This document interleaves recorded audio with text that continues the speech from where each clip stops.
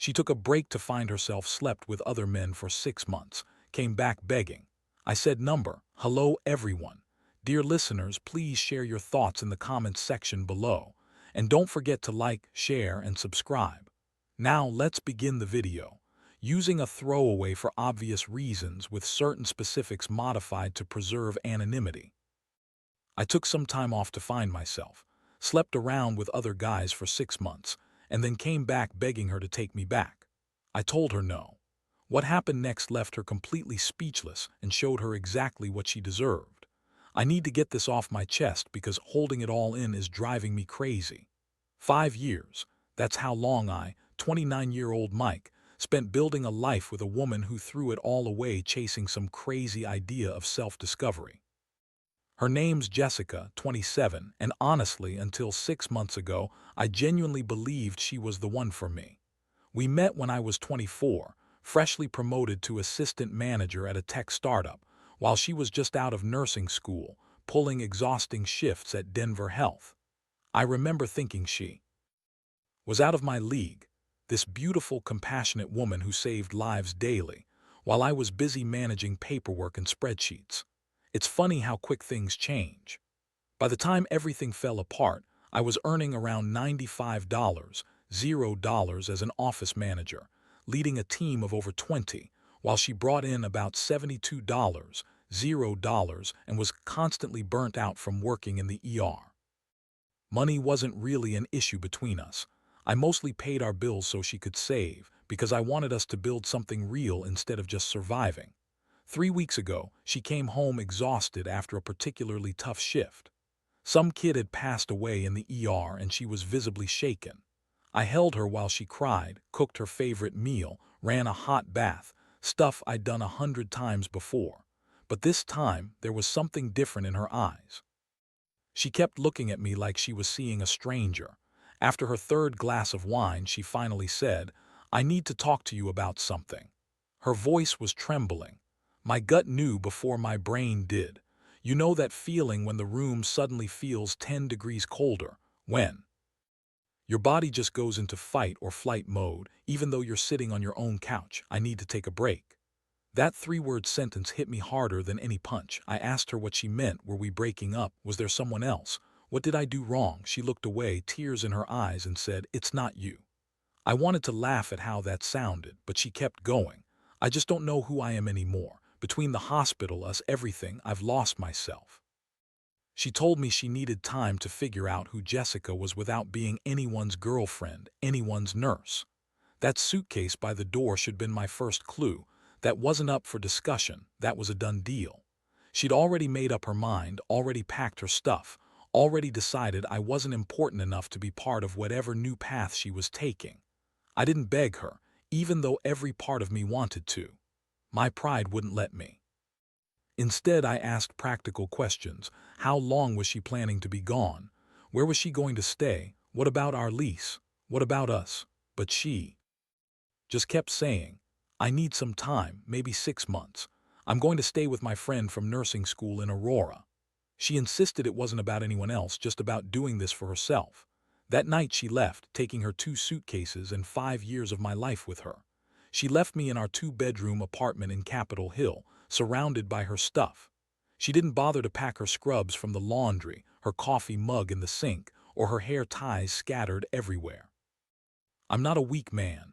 I manage teams and make tough decisions daily, but that first night alone in our bed felt like something inside me shattered. Not my heart, that's too poetic, but some fundamental part of me, like the operating system of my life, had just crashed and there was no backup. The next morning I did what I always do, blocked it out and went to work. Showed up early, stayed late, buried myself in projects. My team probably wondered why I suddenly cared about every little detail, but no one questioned the guy signing their reviews. It's been 3 weeks. I come home to an apartment that feels like a museum of our relationship. Every piece of our life on display, but no her. For 3 weeks I've had to explain to mutual friends where Vanessa is. She's taking some time for herself. I've been obsessively checking her Instagram every night like some damn addict. And that's where things got real. Vanessa's account used to be full of pictures of her in scrubs, tired selfies after shifts, us hiking in Rocky Mountain National Park, dinners, normal couple stuff. But about a week after she left, everything changed. First, she posted new workout pics. Maybe she was hitting the gym to cope.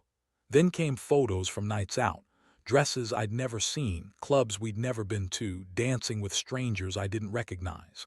Fine, she's exploring herself, whatever that really means. But then last night I saw a post that made me sit down and write all this. It was her in a bikini on a beach in Miami with some guy's arm around her. The caption said, "Sometimes you have to lose yourself to find yourself," and the comments were full of her nurse friends hyping her up. Yes, queen, living your best life. You deserve this. But what exactly was she deserving of? A vacation she couldn't afford when we were still together, and that bikini more than she used to spend on groceries in a month. The background had bottle service signs, expensive drinks. I'm not stupid. I know what finding herself really means. It's code for sleeping around without guilt, living out some social media fantasy, all without the boring guy who wanted a real future. My friends tell me to block her, to move on, focus on myself. And I am. Crushed a big project presentation yesterday, heard about a senior manager position opening, started hitting the gym at 5 a.m., and even cleaned out her side of the closet and donated her stuff. But what's eating me alive isn't just the physical stuff. It's what I know deep down: she's coming back. They always do. When her money runs out, when those random guys abandon her, when she realizes that finding herself is just an excuse for stupid mistakes, she'll come knocking. And when she does, I want to be ready, not to take her back. F that. I want her to see what she's thrown away, to realize what she could have if she hadn't decided 5 years of love, stability, and growth weren't enough. I'm not a vindictive guy by nature. I build teams, solve problems, make things work. But there's a part of me that's growing stronger every day. The part that wants her to know how it feels to be left behind. To see that some bridges, once burned, just leave you stranded on an island you built yourself. Stay tuned, because the finale is coming, and I promise it's going to be epic. 6 weeks later, I'll call this one The Reckoning. Turns out I was wrong about her coming back. Instead, she showed up at my office. Let me paint the scene. It was a Tuesday, 2 p.m. I was in the middle of a high-stakes meeting with our CEO and 2 potential investors, talking about 8-figure contracts, expansion plans, life-changing deals. My assistant, usually never intrusive during meetings, knocked and asked, "Mike, Vanessa's in the lobby. She says it's urgent." The CEO, knowing my story because we'd grabbed drinks a few times, just gave me a look. I excused myself, promising it'd only take 5 minutes. When I saw her, she looked rough. Not homeless rough, but definitely emotionally wrecked. Not the confident girl from Instagram. Now her designer clothes replaced with old leggings and a hoodie I recognized as mine.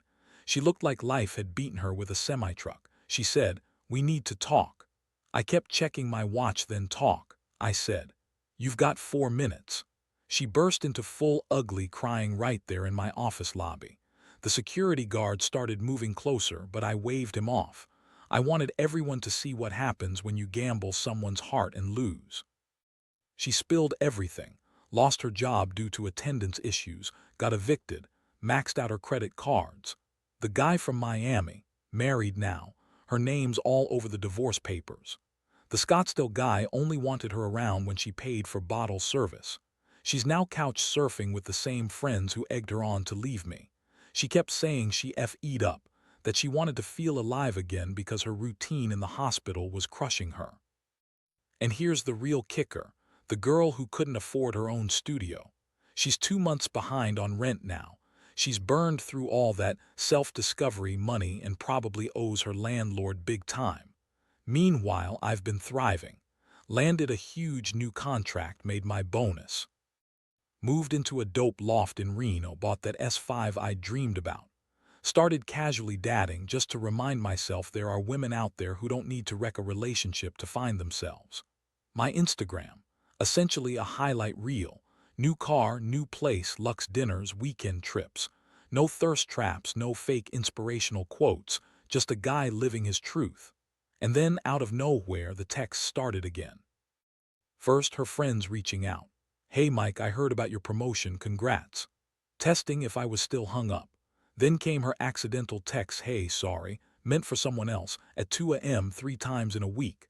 But last week she got really careless. She called me crying, really crying. Not texting, not DMing, calling like it was 2005. Her supervisor at the hospital follows her on, and she was calling in sick to party in different states, posting evidence, all of it. She called sobbing, "I think I'm going to lose my job. HR wants to meet about my attendance." I asked her why she called. "We're on a break." I reminded her, "I'm not your boyfriend anymore." She said, "I don't know who else to call. Everyone else is just there for the party." She said, "You're the only one who cared about me." Yeah, no kidding, but that wasn't enough 6 months ago. I kept it brief. Be honest with HR, take responsibility, figure it out. What I didn't tell her, because I knew, was that I already heard through the grapevine. Denver's medical community is tiny and her reputation in the gutter. Too many no-shows, coming hungover, distracted during shifts, the real nurse who cried over patients. Gone, replaced by someone more interested in planning her next trip than saving lives.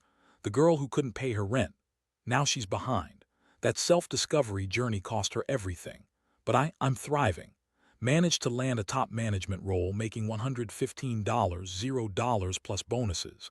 Moved into a fancy loft, bought the car of my dreams, and I'm casually dating someone who gets it. My Instagram showcases what stability looks like and success. That's it. Then I started getting texts from her friends. "How are you? Congrats on the promotion." And one day I saw her working as catering staff at a charity event at Denver Art Museum. We locked eyes. Time didn't freeze, music didn't stop, nothing, but to me it was clarity. Here I was at a table worth 10 grand, making moves that would shape my future, while she was serving, stuck in her catering uniform, in front of the life she'd left behind. She stood there, trembling, as my new girlfriend kissed me on the cheek. I watched her pour wine while my CEO announced my latest big deal that would make millions. She managed to keep her composure, handled herself with grace, didn't try to come over or say a word. But I saw her hands tremble as she poured, saw her biting her lip as laughed at my joke. The moment she realized how far she'd fallen, that her choices had left her in this mess, that was enough. Later, I left her in the hallway, not in a creepy way. She'd been waiting, like she'd been hopping for this moment. "You look good," she said softly. "Happy?" I asked. "I am," I replied, "is smart and beautiful." Then I looked her in the eyes. "I'm sorry for everything. I get it now." I told her she hadn't lost me. She threw me away. She packed her bags, walked out, and spent 6 months sleeping with anyone who'd buy her a drink. Told everyone I was controlling, boring, holding her back. Claimed she was finding herself, but really she was just trying to find some new guy. Now when the money's gone and the party's over, she wants to come back. She tried to say, "Maybe we can try again," but I interrupted her. I told her, I found someone else. Someone who doesn't need to destroy a relationship to figure out who she is. Someone who believes stability isn't boring. I told her, someone building a future, not burning through savings trying to get Instagram likes. She whispered, "Please," but I reinforced, "Maybe you should thought about that before leaving the one person who actually cared." I turned to leave, then paused, just to add one more thing. "And Vanessa, next time you want to find yourself, maybe try looking somewhere other than another man's bed." Security kicked her out and I went back to my meeting. The CEO later told me I handled it with executive-level composure, but that's nothing compared to what I've got planned. Because Vanessa made a costly mistake. She forgot I'm not just a numbers guy, I'm a strategist. I kept all those screenshots she shared, all those stories of her partying, making out with strangers, posting from Miami and Vegas, all that living my best life stuff. Not to be bitter, maybe a little, but to be ready.